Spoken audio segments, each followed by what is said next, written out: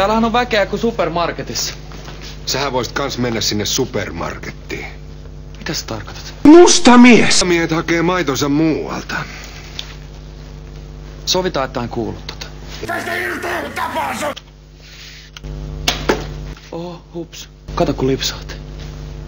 Voi perhana sun kanssas! Ai, te olittekin jo kotona. No ei kai se kuussa aina yötä olla.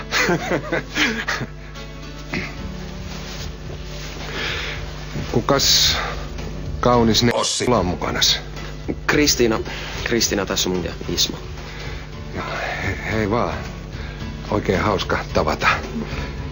No, se sanotaan nyt oikein kättäpäivää. Niin mä tulin vaan soittaa Kristiinalle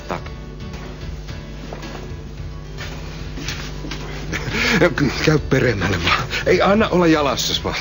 Ei täällä olla niin ahdasmielistä. Homoja. Jos sua väs... Voit sä antaa mulle 5 eurolla? Yöksi vaan. Ei mulla oo mitään sitäkään vastaan. Joo, kiitti. Oliks toi veski? Joo, se on tuolla eteisen puolella. Ei meillä olla niin ahdasmielisiä. Homoja. Annat reilulla päällä. No pitäähän sitä nyt vierailla.